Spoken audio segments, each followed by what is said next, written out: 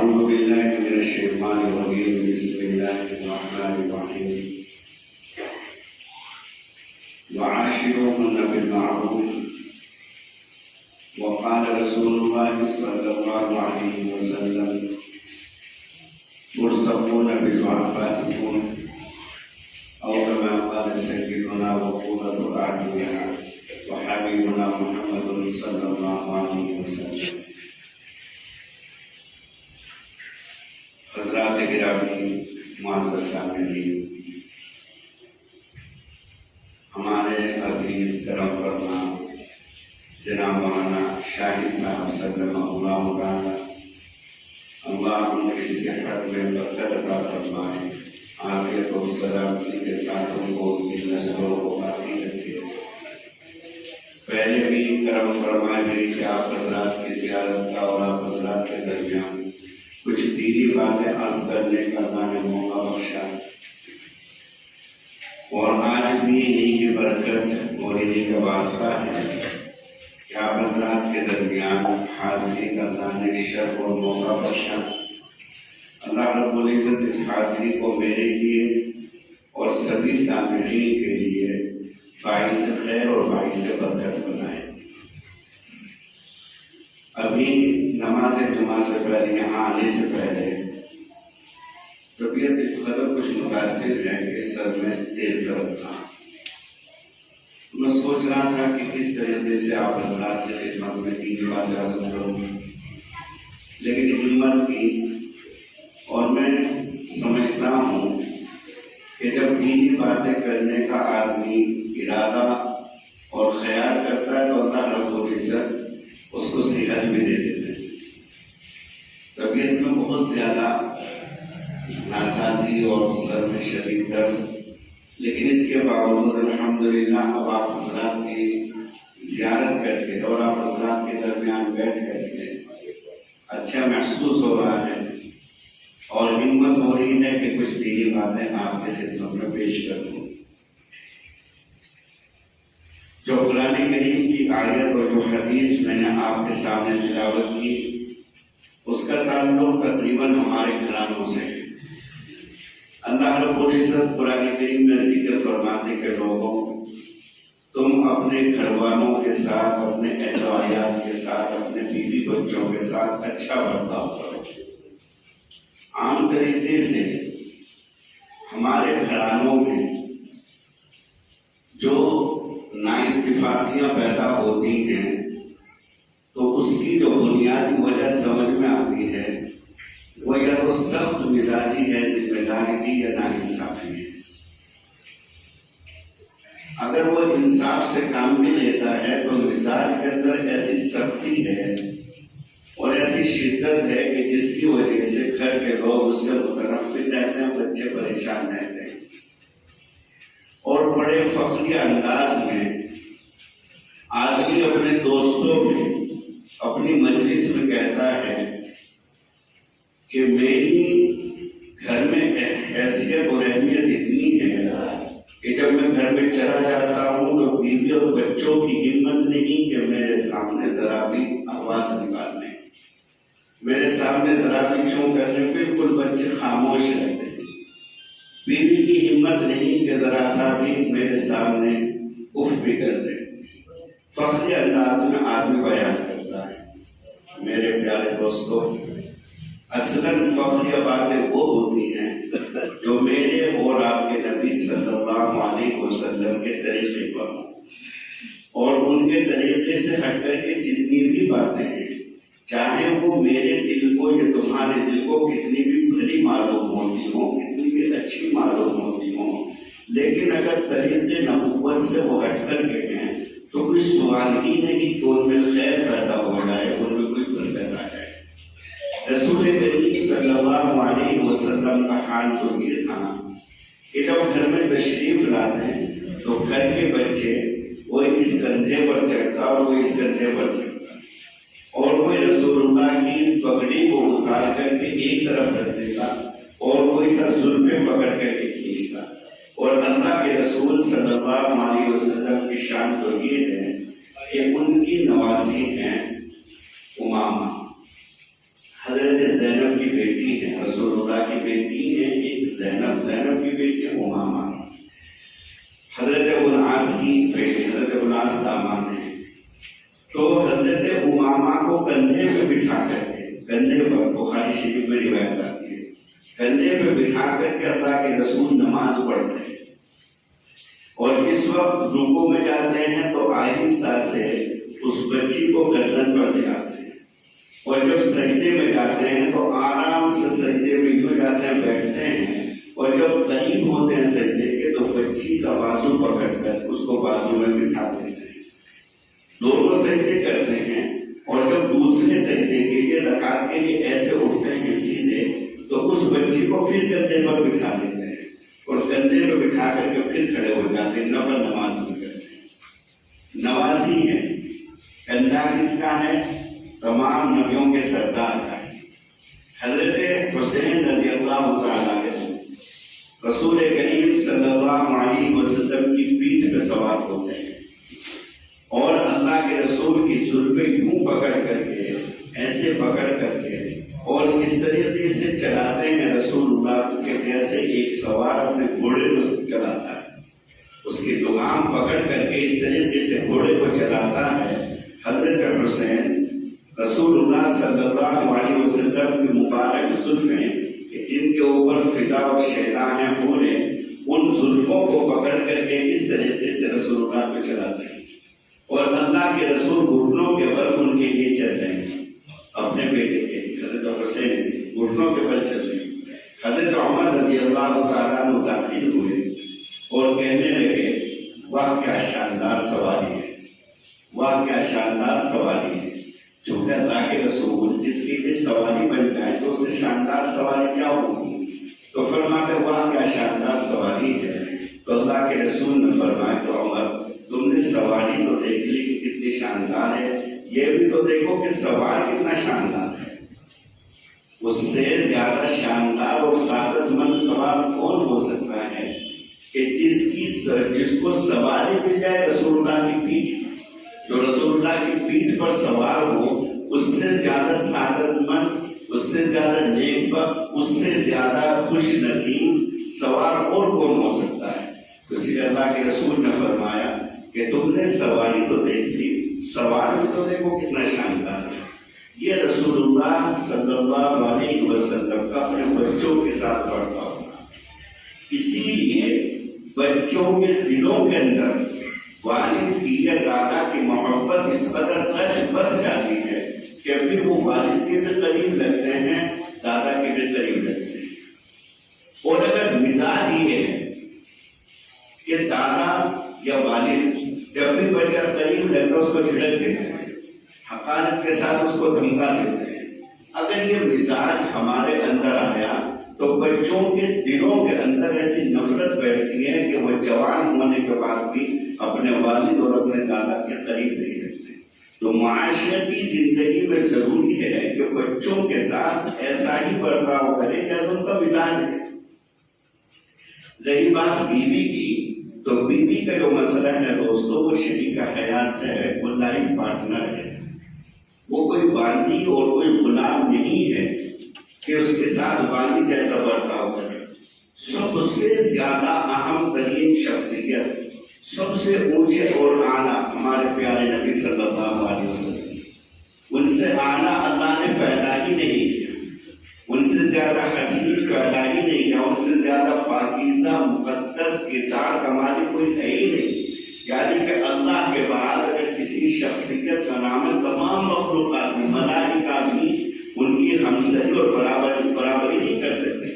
وہ فرشتہ جو رسول اللہ کے پاس وحی لاتا ہے، پیغام لاتا ہے، حضرت جبرائیل علیہ السلام قرآن سکھاتا ہے، نماز سکھاتا ہے، معراج کے لیے اوپر لے کر کے جاتا ہے، ہر موقع پر تسلی کا سامان رکھتا ہے، لاکھوں سال اس کی عمر ہے، تمام فرشتوں کا سردار ہے، تمام فرشتوں سے آگے اس کی رسائی ہے. لیکن ایک موقع ایسا آتا ہے کہ وہ بھی جا کر کے کہہ دیتا ہے یا رسول اللہ میری انتہا یہیں تک ہے، میں اس سے آگے نہیں جا سکتا، آگے آپ اکیلے تشریف لے جائیں. اگر میں آگے چلا گیا تو اللہ کے جاہ و جلال کی وجہ سے میرے اوپر چڑھ جائیں گے. تو حضرت جبرائیل علیہ السلام باوجود اتنا اونچا مقام اور درجہ رکھنے کے لیکن رسول اللہ سے نیچے ہی ہیں۔ تمام مخلوقات جتنی بھی اللہ نے بنائی ہیں ان میں سب سے اعلیٰ، سب سے عظیم، سب سے زیادہ مقدس ترین شخصیت اگر وہ کوئی ہے تو وہ ہمارے پیارے نبی صلی اللہ علیہ وسلم ہے۔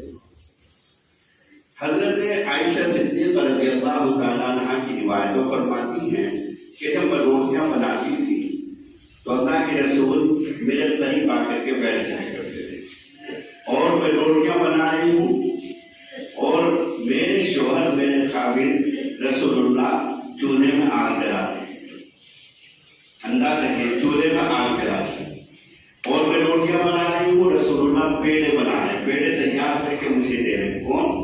رسول اللہ صلی اللہ علیہ وسلم، تمام نبیوں کے سردار، اور وہ ذات ہے کہ فرماتے ہیں کہ تمام جنتوں کی کنجیاں اور چابیاں میرے ہاتھ میں ہوں گی، تمام جنتوں کی چابیاں اللہ رب العزت مجھے سونپ دیں گے، میرا حوالے فرما دیجیے، اور سب سے پہلے منصرات سے میری امت گزرے گی۔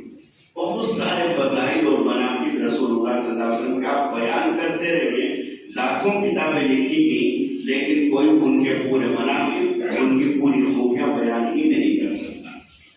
تو ان کی شان تو یہ ہے کہ وہ حضرت عائشہ صدیقہ جو ان کی بیویاں ان کے ساتھ برتاؤ کرتے ہیں، اور ہمارا حال دوستوں یہ ہے کہ اگر سالن ذرا سا ٹھنڈا مل جائے، یا کہ نمک مرچ کچھ اوپر نیچے مل جائے، یا روٹیاں کچھ ٹھنڈی ہوں، یا کپڑوں پر پریس نہ ہو، یا کہ موزے ملنے میں دیر ہو جائے، یا جوتوں پر صحیح طرح پالش ہو، یا جوتا ایک کہیں رکھا گیا دوسرا کہیں رکھا گیا، یا بستر صحیح سے نہیں ہوا، یا وقت پر کھانا تیار نہیں ہوا، تو دیکھیں میرے اور تیرے تیور کیا ہوا ہے، دیکھ میرے تیرے تیور کیا ہو رہا ہے۔ حالانکہ وہ بیچاری معذرت بھی کرتی ہے کہ مجھے بچوں میں دیر ہو گئی، ذرا دودھ دیر سے آیا، سالن بننے میں اس لیے تاخیر ہو گئی، وہ معذرت کر رہی ہے، لیکن آپ کی اور میری بد مزاجی اس کی معذرت کو قبول کرنے کو تیار نہیں۔ بعض کو اللہ کے بندے ایسے کہ صبح ڈاڑیاں ہو گئی، پوتے پوتیاں ہو گئی، نواسے نواسیاں ہو گئی، لیکن مزاج کے اندر جو بےہودگی اور بدتمیزی ہے وہ اس موقع پر بھی سامنے آتی ہے کہ جب چھوٹے چھوٹے معصوم بچے تیرے ارد گرد گھومتے ہیں، تیرا نواسا، تیری نواسی، تیرا پوتا، تیری پوتی تیرے قریب ہیں، تیری داڑھی سفید ہو گئی، دادا بن گیا، نانا بن گیا، لیکن لحاظ اب بھی تیری زبان کے اندر نہیں، اب بھی بدتمیزی سے پیش آتا ہے اپنی بیوی کے ساتھ۔ یاد رکھیے کہ اللہ کے رسول صلی اللہ علیہ وسلم نے فرمایا قیامت کے روز میرے سب سے زیادہ قریب وہ ہوگا کہ جو اپنی بیوی کے ساتھ اچھا برتاؤ کرتا ہوں، جو اپنے گھر والوں کے ساتھ اچھا برتاؤ کرتا ہوں، وہ میرے سب سے زیادہ قریب ہوگا جس کے اخلاق اچھے ہوں، اور ان اخلاق میں سب سے اچھے اخلاق اپنے گھر والوں کے ساتھ۔ لیکن دوستو، اس کے ساتھ ساتھ میں ایک بات عرض کرتا ہوں کہ بیوی کا حقوق، بچوں کا حقوق اپنی جگہ ہے۔ ضروری ہے کہ آدمی کو اپنی بیوی اور بچوں کے حقوق ادا کرنے کے ساتھ ساتھ اپنے بوڑھے ماں باپ کی حق تلفی نہ کی جائے، اپنے بوڑھے ماں باپ کے ساتھ برا سلوک اور برا برتاؤ نہ کیا جائے۔ ٹھیک ہے، تو اپنے بچوں کو اپنے کندھے پر بٹھا کر کے گھماتا ہے، اپنے بچوں کے لیے اچھی اچھی چیزیں لاتا ہے، ٹوفیاں لاتا ہے، چاکلیٹ لاتا ہے، اچھے سے اچھے کپڑے لاتا ہے۔ ایک وقت وہ تھا جب تیرا بوڑھا باپ تجھے بھی اسی طرح کندھے پر بٹھا کر کے گھومتا تھا، اور فخری انداز میں بتاتا یہ میرا بیٹا ہے۔ جس انداز سے آج اپنے بچے کو لے کر کے جاتا ہے، تیرا بوڑھا باپ بھی اسی طریقے سے لے کر کے جاتا تھا۔ آج وہ چارپائی پر پڑا ہوا ہے باہر کے حصے میں، تیری بیوی تیرے بچے اندر رہتے ہیں، تو گھروں سے بھری تھیلی سامان لے کر کے اسی کے پاس سے گزرتا ہے، وہ بوڑھا باپ یا بوڑھی ماں تیری طرف حسرت بھری نگاہوں سے دیکھتے ہیں، اور تو ان کو نظر انداز کر کے اندر کے حصے میں چلا جاتا ہے۔ اس کو تیرے گھروں کی ایسی کوئی خاص ضرورت نہیں، اس کو تو صرف ضرورت اس بات کی کہ جب تو باہر سے آئے تو 2-4 منٹ ان کے پاس بیٹھ کر کے محبت سے بات کرے، جب تو گھر سے باہر جائے تو 2-4 منٹ ان کے ساتھ بیٹھ کر کے ان کی دعائیں لے کر کے چلا جائے، جب تو گھر میں داخل ہوتا ہے تب بھی ان کی طرف نظر نہیں کرتا، جب تو باہر اپنی ڈیوٹی پر اپنے کام پر جاتا ہے، جب ان کی طرف تیرا خیال نہیں ہوتا، اس کے باوجود وہ بوڑھی ماں، وہ بوڑھا باپ تیرے لیے پھر بھی دعا کرتے ہیں۔ ہمارے علاقے میں ایک واقعہ پیش آیا، میں تو ٹہل گیا کہ وہ واقعہ میں نے سنا اپنے بڑے بھائی سے کہ ایک ایسا ظالم اور بدنصیب اور بدبخت تھا کہ اس نے اپنے ماں باپ کو چارپائی پہ باندھ کر کے ان کی پٹائی کی، بوڑھے ماں باپ، صرف اس لیے کہ پراپرٹی میرے نام کر دی جائے۔ انہوں نے عاجز آ کر، پریشان آ کر کے پراپرٹی ان کس کے نام کر دی۔ لیکن جو اپنے ماں باپ کے ساتھ اچھا برتاؤ سلوک نہیں کرے گا تو کہیں نہ کہیں زندگی میں اس کو مصیبتوں کا سامنا ضرور ہوگا۔ ایک وقت آیا، کچھ دنوں کے بعد اس کا ایک مرڈر کیس میں نام آیا اور اس کو پھانسی کی سزا ہو گئی۔ جب پھانسی کی سزا ہوئی تو وہی بوڑھا باپ، ماں تو چلی گئی، گزر گئی، وہی بوڑھا باپ کہ جس کو چارپائی پہ باندھ کر کے اور پٹائی وہ کرتا تھا اور ان کے ساتھ ظلم و زیادتی کرتا تھا، وہی بوڑھا باپ اپنے دامن کو اس طریقے سے پھیلا کر لوگوں سے بھیک مانگ رہا تھا اور کہہ رہا تھا کہ مجھے کچھ پیسے دے دو اور کہ مجھے کچھ پیسوں کی ضرورت، اتنے پیسے جمع کرنے ہیں تاکہ میرے بچے کی جان بچ جائے، اسے پھانسی کی سزا نہ ہو۔ وہی بوڑھا باپ کہ جس کو مار مار کر کے زبردستی اس ظالم نے پراپرٹی اپنے نام کرائی، وہی بوڑھا باپ اپنا دامن پھیلائے ہوئے لوگوں کے درمیان گھومتا ہے اور رو کر کے لوگوں سے فریاد کرتا ہے کہ مجھے پیسے دے دو، میں اپنے بچے کی جان بچا لوں گا، میرے بیٹے کو پھانسی نہیں ہوگی۔ اتفاق کی بات ہے کہ پیسے بھی جمع ہو گئے، اتنا چندہ تو اس کے پاس ہو گیا اور پیسے بھی جمع ہو گئے، لیکن جان پھر بھی نہ بچ سکی۔ کبھی کبھی انسان زندگی میں ایسی غلطی کر بیٹھتا ہے کہ پھر آپ کتنی بھی دعا کریں، کسی بھی اللہ والے سے کرائیں، کسی بھی بزرگ سے کرائیں، فیصلہ وہاں ہو چکا، اس کو کوئی نہیں بدل سکتا۔ لا یبدل القول لدی، جو بات ہمارے یہاں فیصلہ کن ہو چکی ہے اس کو کوئی نہیں بدل سکتا۔ اصل موقع اس وقت ہے کہ جب اللہ نے آپ کو اختیار کیا، طاقت دی آپ کو، اس موقع پر اگر آپ صحیح چلے تو اللہ کے یہاں آپ کے حق میں فیصلے صحیح ہو۔ لیکن اگر اپنے طاقت کے نشے میں چور ہو کر اپنے بوڑھے ماں باپ کی طرف آپ نے التفات نہیں کیا اور ان کی طرف توجہ نہیں کی، مزید ان کے اوپر زیادتی کی، تو یاد رکھیے دوستو، اس موقع پر پھر اللہ کے یہاں فیصلے دوسرے ہوتے ہیں، پھر اس فیصلے کو کوئی نہیں بدل سکتا۔ حضرت حیوہ رحمۃ اللہ علیہ بہت بڑے اللہ والے گزرے ہیں، بہت بڑے محدث بھی تھے۔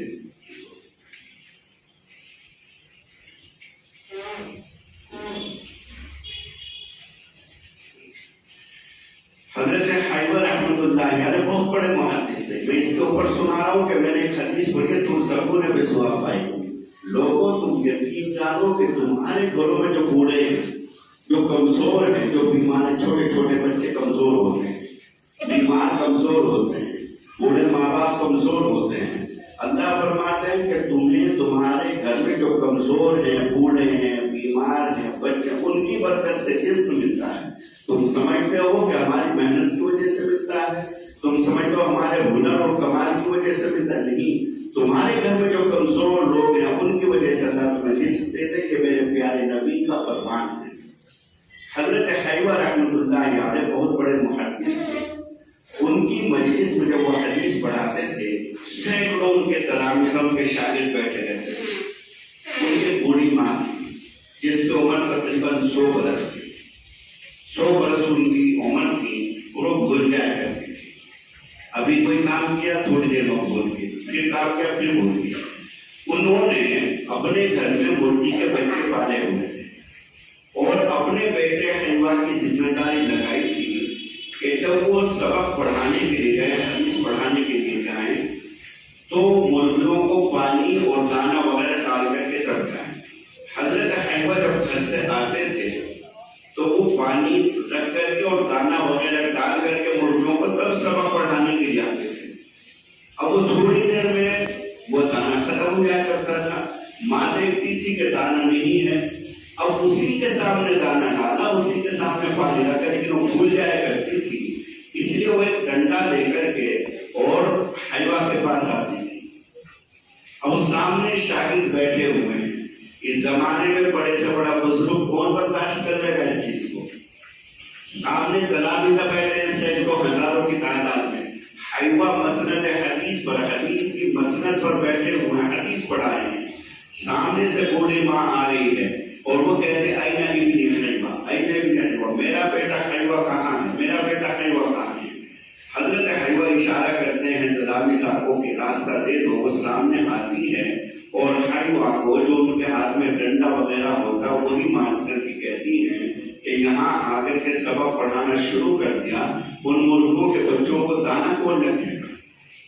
ان کی شرافت دیکھی کہ ایک مرتبہ بھی وہ اللہ کا بندہ اپنی زبان سے یہ نہیں کہتا تھا کہ ماں تمہارے سامنے ہی تو میں رکھ کر کے آیا ہوں، تمہیں بھول لگ جاتے تم بھول جاتے. نہیں، ہر کسی نہیں کہتے تھے، صرف اس لیے کہ میری ماں کو یہ بات اچھی نہیں لگی، میری ماں کو اس بات کا احساس ہوگا.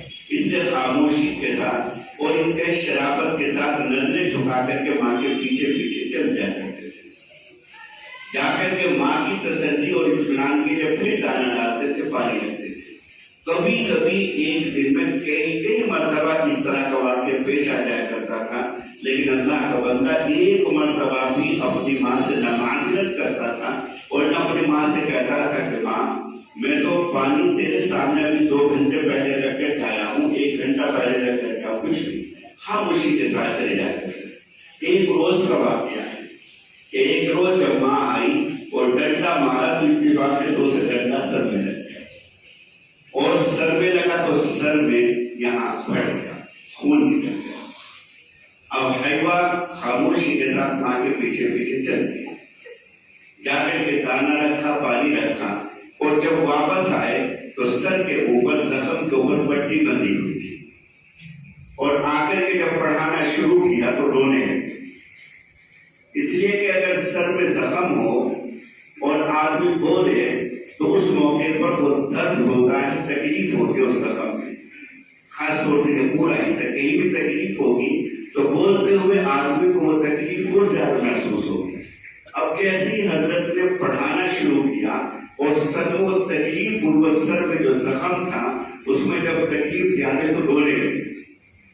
ان کو روتا لے کر ان کے ایک شاگرد نے کہا کہ حضرت روزانہ آپ کی ماں آتی ہے، آپ کو ڈنڈے مارتی اور آپ خاموشی سے ان کے ساتھ چلے جاتے ہیں.